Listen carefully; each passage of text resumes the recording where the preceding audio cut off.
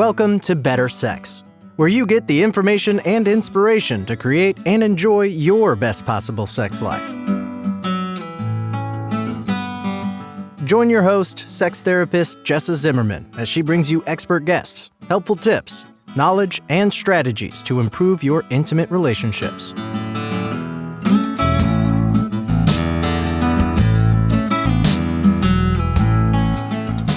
And now, your host, Jessa Zimmerman.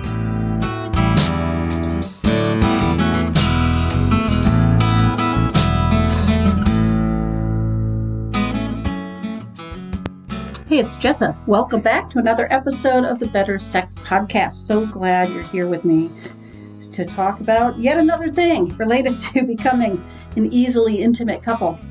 And, before you can do that, of course, you have to be a couple. So I am talking to Marni Battista today, who runs a site called Dating with Dignity. And she's a dating coach and she hosts a podcast. And the topic today is dating in midlife or beyond, right? What if you find yourself back in the dating world, single again? Or, maybe single for a really, really long time, but what are the options? Dating as a little bit of an older person. Maybe you haven't done this in a really long time. Where can you sign up? What kind of help can you get? What kinds of obstacles do you face? What are the expectations these days? How does it all work? That is the topic. And we do go a little bit into dating in quarantine because as I recorded this interview with her, we are in the midst of quarantine for COVID. And as she points out, there's some, kind of cool, creative ways to still be out meeting people and socializing and connecting, whatever your degree of comfort with social distancing or not. Anyway, you don't have to put everything on pause. You can proceed. So I hope you enjoy the show and get a lot out of it.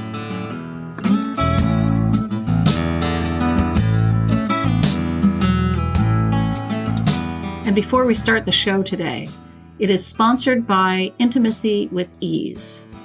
It's a method to help otherwise happy couples achieve a sex life that is easy and fun for both of them, so you can actually just enjoy your sex life with zero stress. For more information, if you want to watch a brief little training video that's available, all of that, go to intimacywithease.com.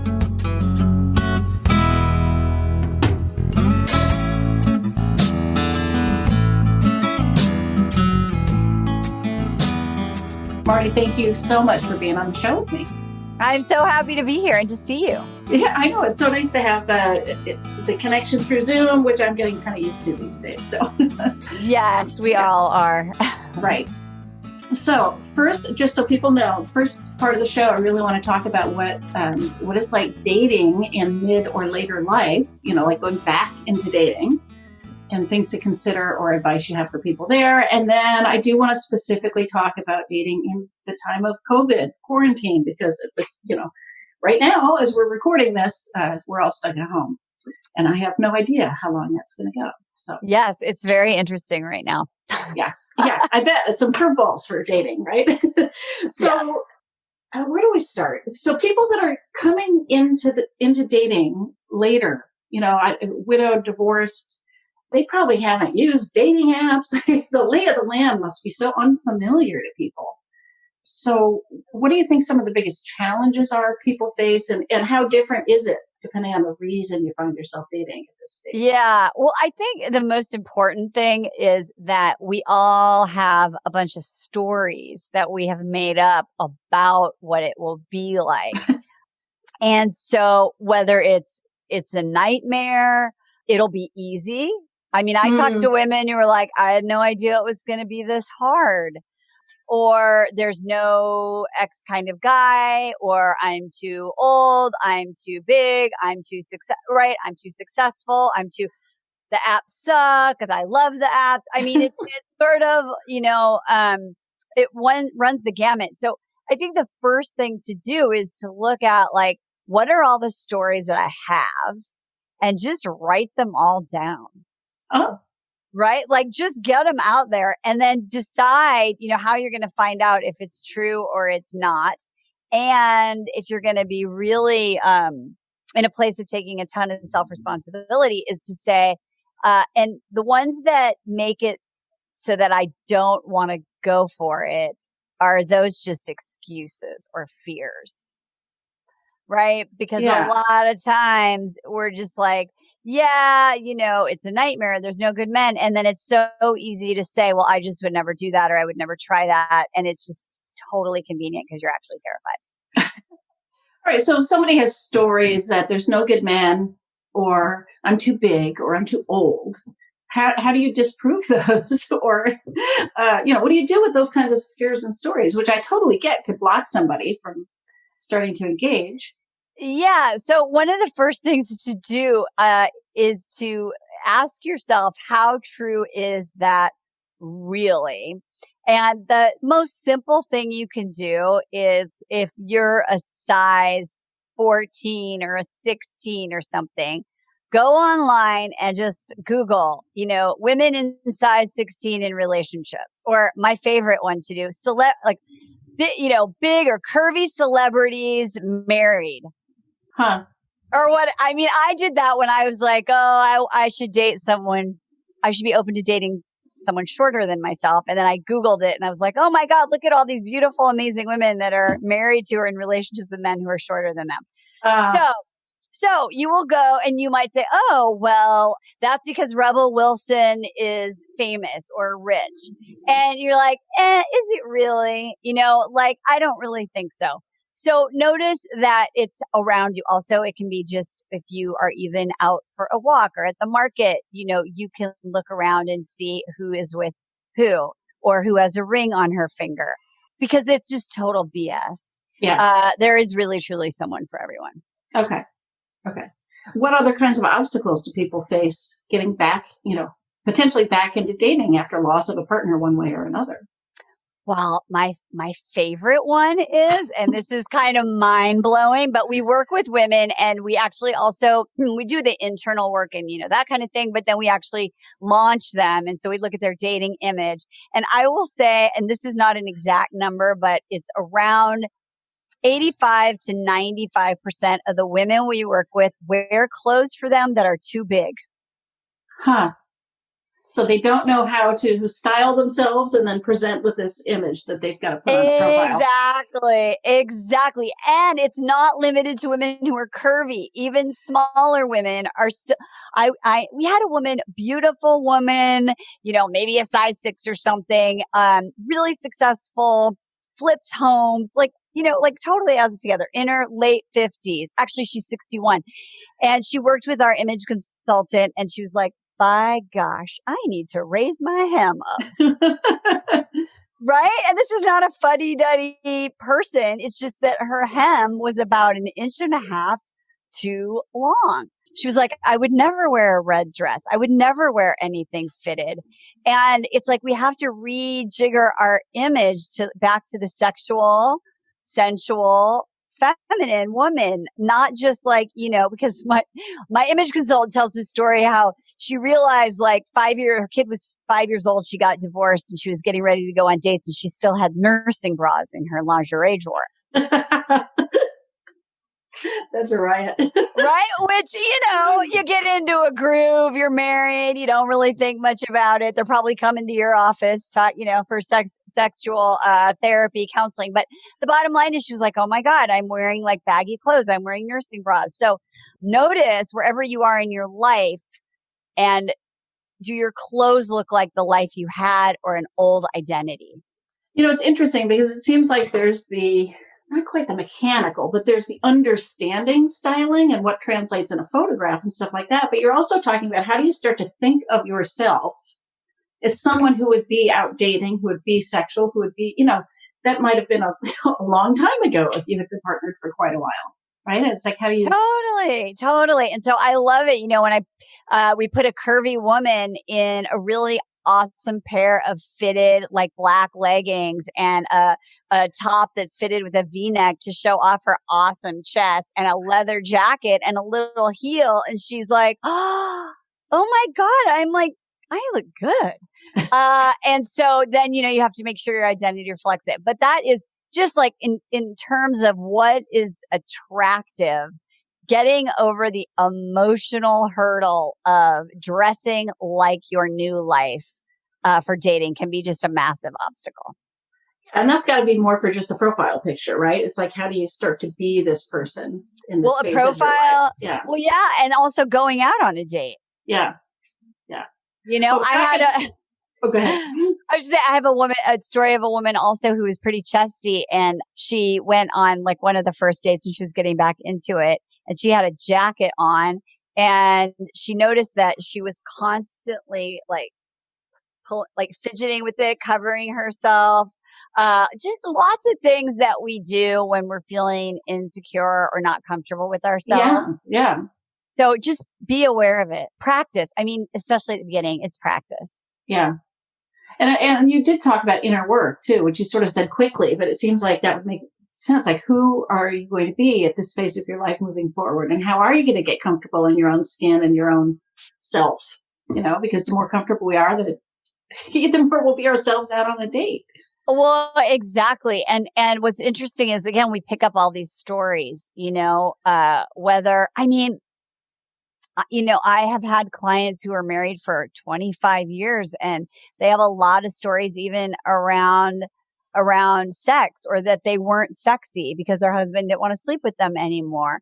And then they will go out and a guy will be physically attracted to them, and then they don't believe it, or they think he's got motives around it. Right. So that's why I say, write all this stuff down, go through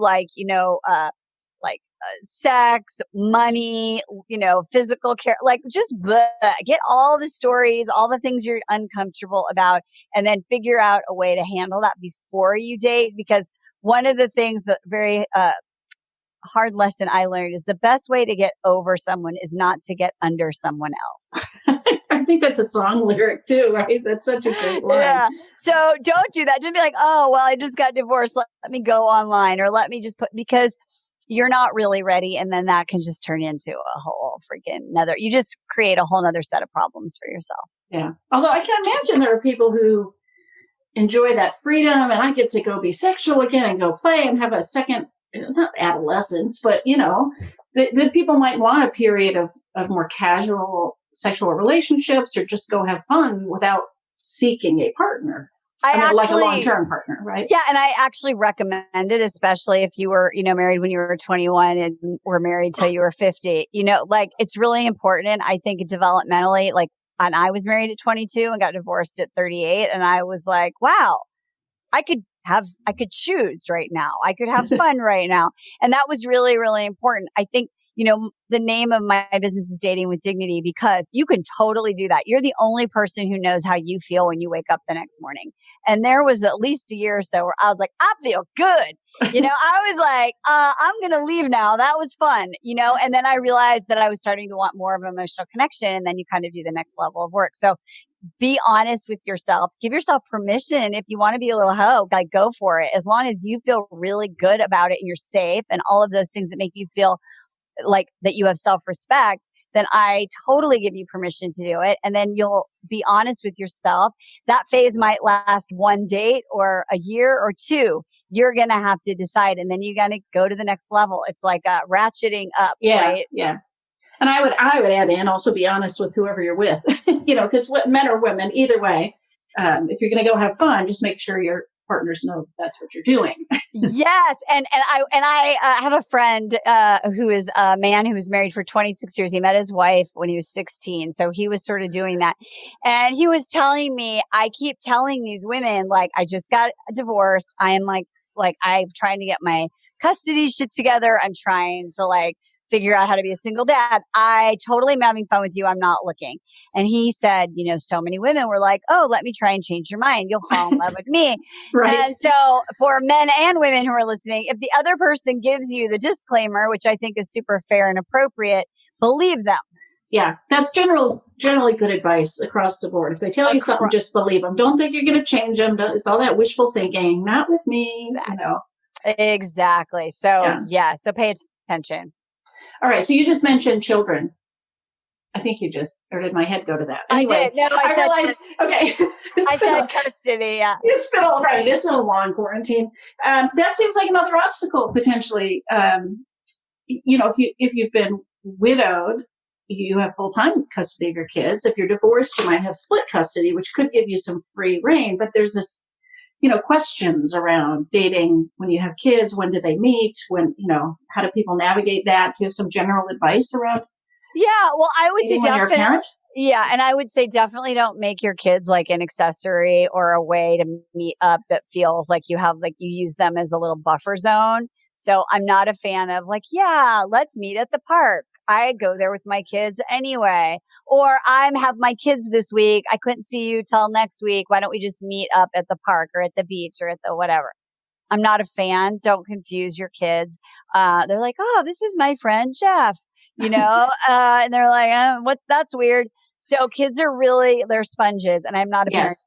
expert, but I can say that from experience. So I would say date at a time when you are completely present with the person you're dating, that you're on a date with, that you give yourself permission to do that. I've worked with women and men who have 100% custody. And then I would say give yourself permission to either do like a co-op or an exchange or a trade if you can't have the resources for a babysitter. Make sure that you create space and time for yourself to do that. And then I think, the when do you meet somebody is, again, what feels right to you. I would recommend that when you decide whatever your contract is, right? And so that for many people is we're exclusive. We're not dating other people. We're having sex, whatever it is. And then do it in a gradual way. So then it's a great time to say, we're going to go to the park. I want you to meet my new friend, right? And that when you do that, it's really short. So another mistake is, when Disneyland opens up or your equivalent thereof, it's not like spend the first day and you're doing 7 hours together, like a day at the beach, because it's just too much and your kid will start to feel jealous. Yeah. So you want to do a gradual thing. Right. And then the last thing, which I think is really important too, is that you have a direct conversation with the person you're dating about what you expect their role to be with your kids. Oh, that's a whole other thing. Having done some therapy with people who are step parenting, it's like that's or those kinds of roles. That's got to be another show. It is another show. So, and I'm married to someone. I've been with him for 11 years. My youngest was 6 when we met. Now she's 18. So he will tell anyone who asks. In my world, he has to be comfortable with the fact that sometimes he's the fourth important. Yeah. Right. Right. And what are his roles? So yeah, it's a conversation. Don't ignore it. Listen to the other show and then adjust accordingly. Yeah. Maybe a random question, but I know I've read that older people and elderly have a very high rate of STI transmission and getting, because they weren't used to using condoms back in the day. So I'm thinking about somebody who's been with one partner for whatever, 10, 15, 20, 30 years, and now is out dating. What do they need to know about being safe with their sexual experiences? Well, I love this topic, and I'm sure you talked about this a lot, but it's amazing to me that people are so embarrassed to talk about STIs or condoms, or right now, even with COVID, like people are ashamed that they want to do COVID restrictions a certain way. And I'm like, okay, but you're going to let him put the ding dang in the wing wang. You're cool with that, getting naked, but you don't want to have a conversation. So I would say you want to be as comfortable communicating with someone that you're going to sleep with, whether it's casual or not. And that if you are afraid to have that conversation, get curious about it. Are you afraid of being rejected? Do you view that as needy, as weak? Like, what's the story about it? Because if you're going to be sleeping with someone, you want to be able to talk to them, whether it's about how they put the ding dang in the wing wang or wearing a condom or whatever it is. So if you're afraid to talk about it, that's a big red flag for yourself. So figure out why, and then you just got to do it. Yeah, that makes sense. So what are some of the various alternatives that people have in terms of dating now? Like, where do you find people? How do you, how do you, well, that's a great question, in that there's like so many options that it could be overwhelming. I think, where we're recording this now is, it's a pandemic happening. So the options are a little bit more limited, although my daughter is 25 and she was out surfing, social distancing, and, someone approached her. So it can be done out in the real world from 6 feet apart. That said, right now and always, I think actually now it's 63% of relationships come from online. So don't be afraid of it. It doesn't mean you're desperate. It doesn't mean you're weak. It doesn't mean that you're not selective. There are plenty of really busy, high quality men and women that are online. So that's a great place. We recommend, and I do not get any kind of kickback, but we recommend Match. Right now, it's really depends upon when the algorithm is doing, what features they have, how they're adjusting the platforms.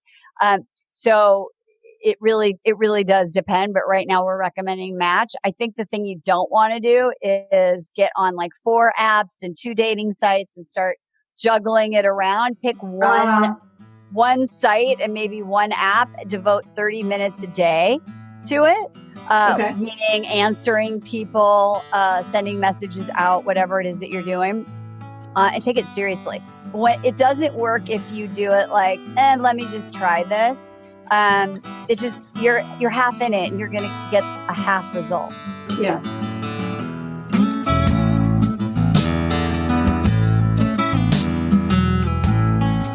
Okay, we're going to just take a short little break here, and I want to let you know about Intimacy with Ease, the method that helps otherwise happy couples create a sex life that is fun, easy, light for both people.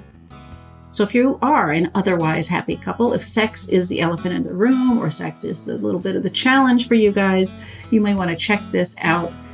You can go to intimacywithease.com and you'll see information there. You'll see short videos. You'll have access to a full webinar about it, all kinds of information to let you know if this would be the right thing for you.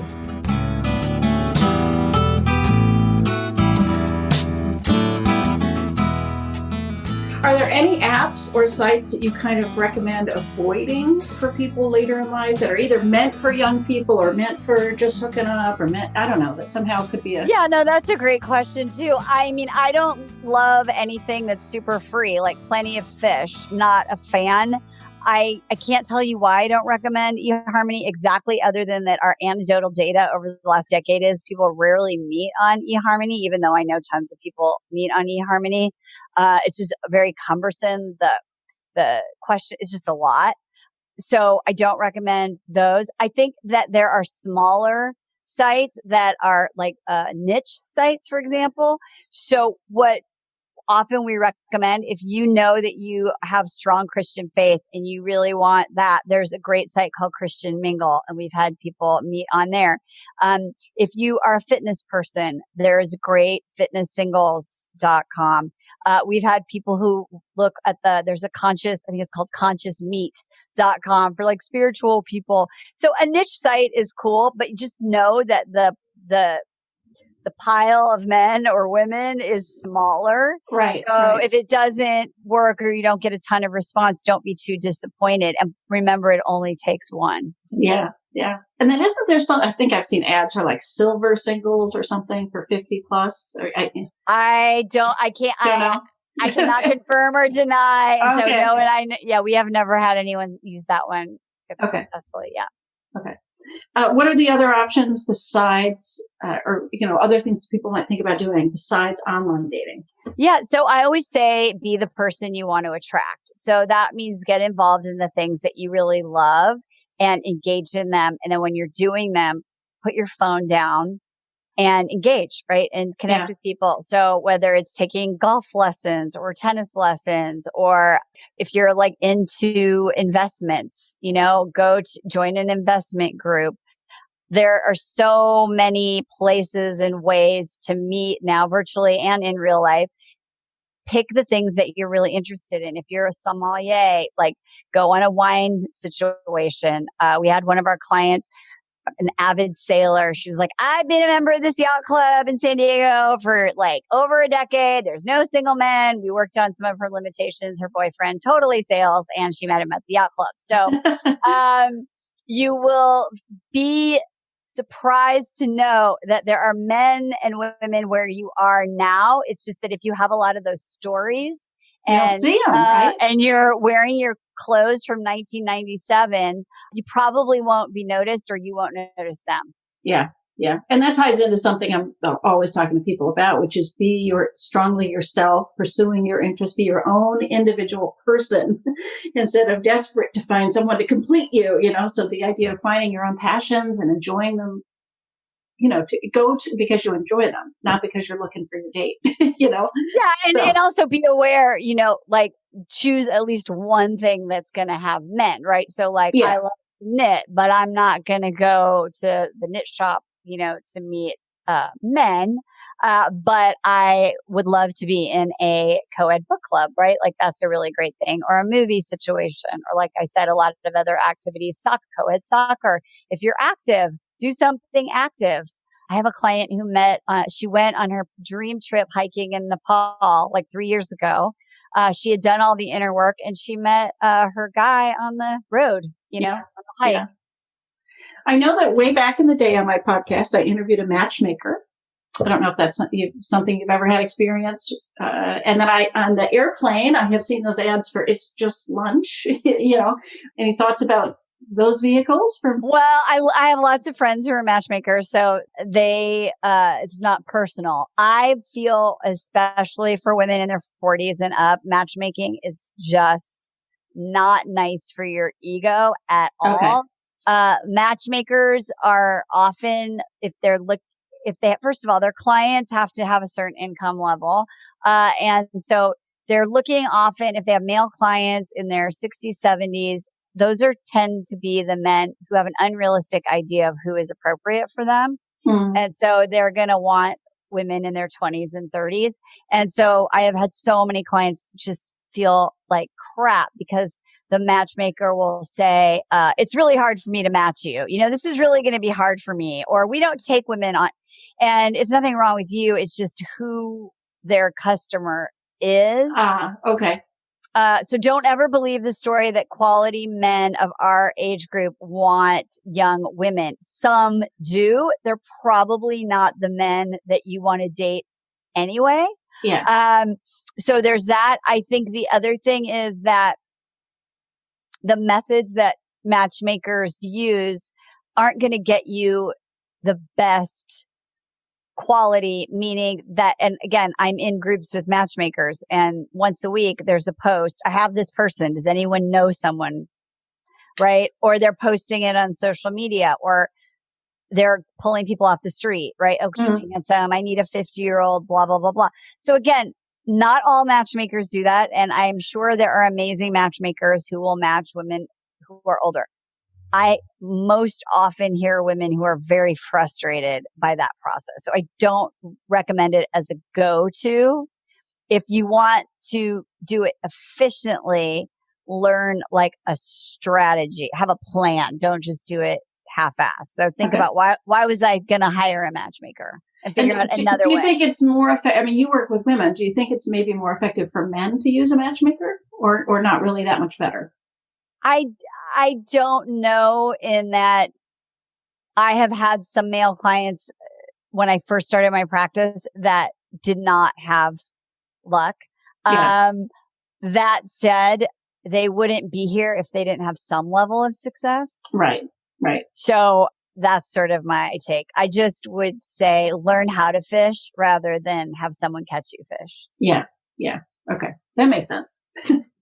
And then what's the process with dating these days?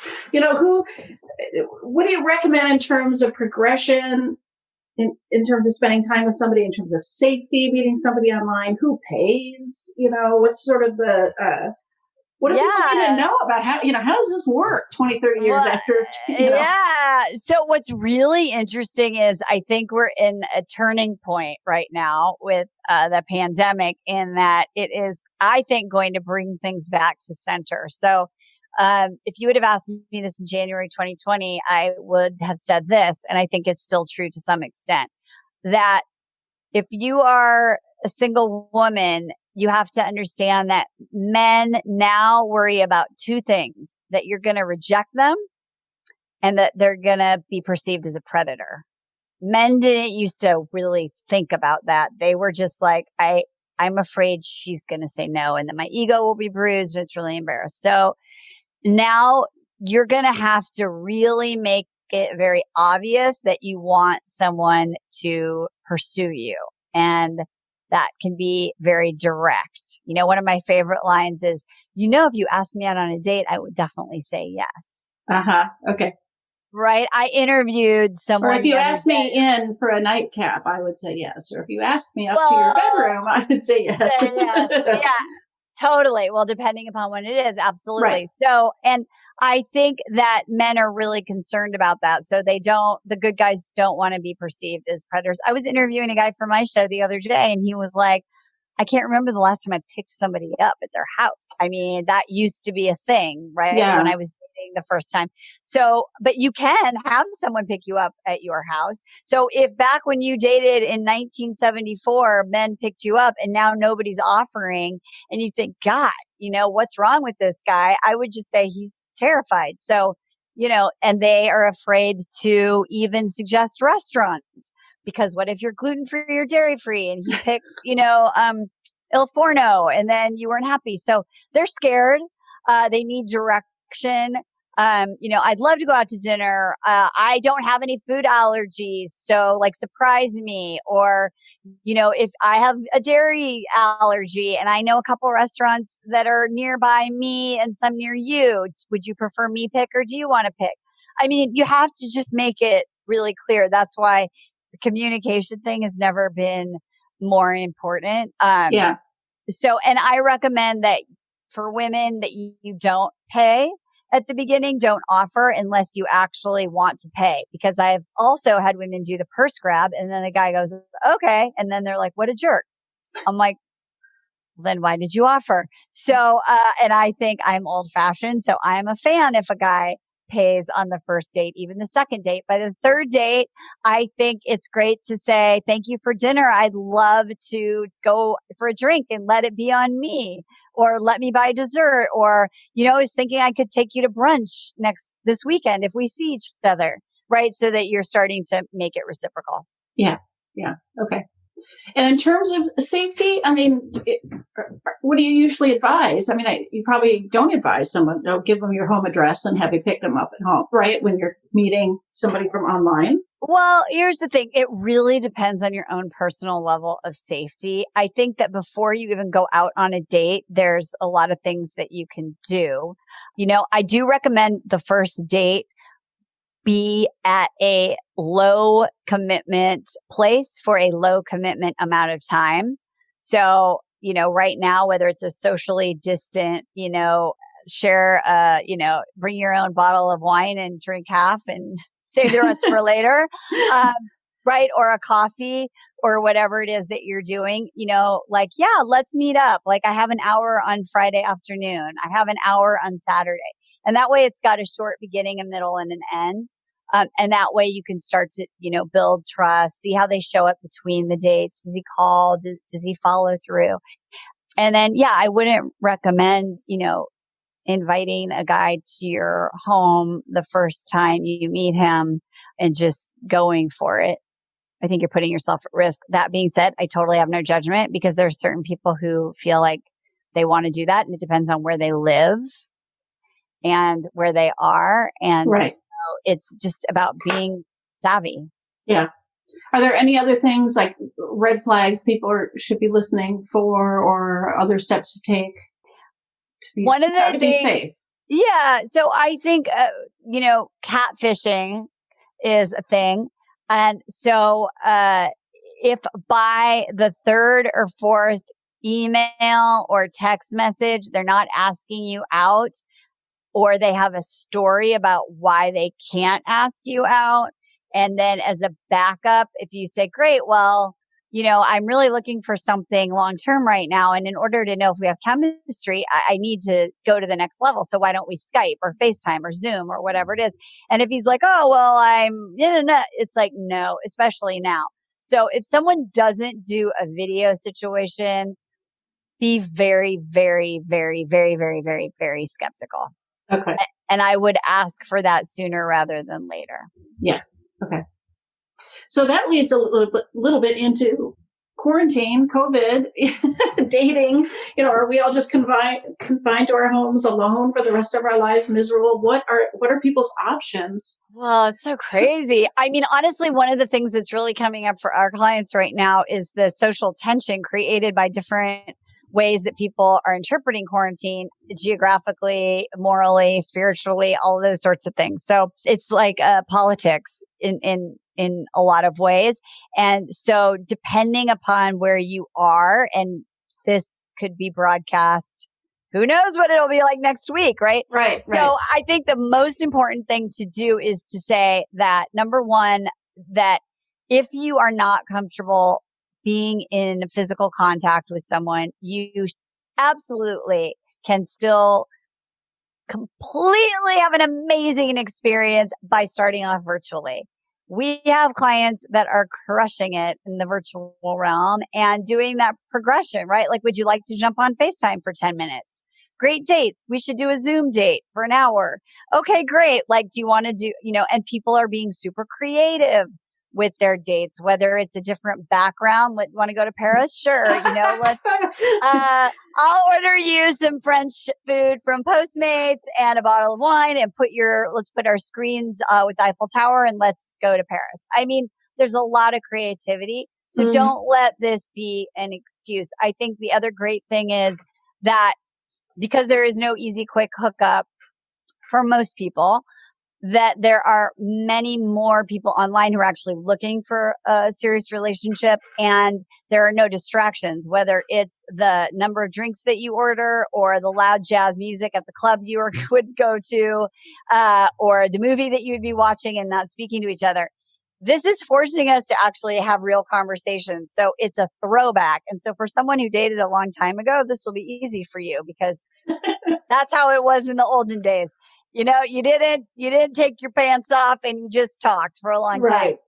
So in that way, it's super awesome. And then if you're comfortable doing social distancing dates, my gosh, we have clients, especially now that the weather is warmer. It's like you could go on a 6-foot distance hike. You can go on a 6-foot distant picnic. There's lots of things you could do. And then as you start to get to know that person, you're asking them, what is your quarantine like? How many people are you exposed to? How would you want this to progress? Again, it goes back to communication. And I feel like for a lot of our clients now, it's like having the sex talk is having the pandemic talk, or when AIDS was around, right? You had to just talk about this thing. So I think it's awesome.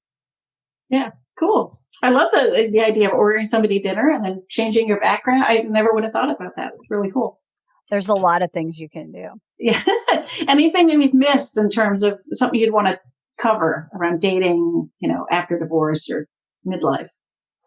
I think that one of the most important things that someone can say is that whether you had a great relationship or a horrible relationship, that you get to have the next part of your life, and that we have different versions of our lives. If we think back, I'm 53, almost 54. I think back when I was 20 or 30, I felt like it was a different lifetime, and we get to have those. And if we're lucky enough to look back on our 40s, 50s, 60s and be in our 80s or 90s, it's like, why would you not go for it? Yeah. Right. Yeah. There's so much opportunity, and we are never too old to fall in love. And my favorite story about that is not a client, but when my mom passed away, my dad met my mom. My mom was like 14. My dad was 18. They got married when they were 22 and 26. They were married for 45 years. And when my mom passed away, my dad was lonely, and I totally encouraged him and helped him get online. And my dad would have said he went on 2 dates his whole life and he married both women. So when he met my stepmom, he was 70 and she was 60. And I love and will always cherish. We went on our first little family vacation together, and I went to get a drink of water in the little condo. at about 10:30 at night, and I saw my stepmom in her little thong and my dad's oversized shirt running back to their room. And my dad was giddy and he was so happy. And we're never too old to be. And that's why I'm saying, like, we get to wear thongs and we get to feel sexy and we get to have amazing sex and we get to do all those things. So don't give up on your dream because you're afraid of it. Just learn how. Just learn how. Love it. All right. So talk just a little bit about what you do, where people can find you, Yeah, absolutely. So a lot of what we've talked about, the how-tos, are all on our podcast, The Dating Den. And we have a boatload of how to date during COVID on our website, datingwithdignity.com. We're breaking it down, what to say, how to do it, how to have the conversation about how I do distancing and you do distancing. Lots of goodies there. So datingwithdignity.com, you can find the show, you can find the blog and everything we do. Okay, perfect. Thank you so much for taking the time to talk to me today. Oh my gosh, this was fun. Thank you for inviting me.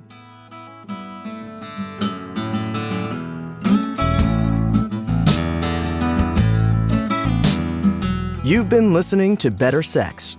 Please visit our website, bettersexpodcast.com, for show notes and additional episodes.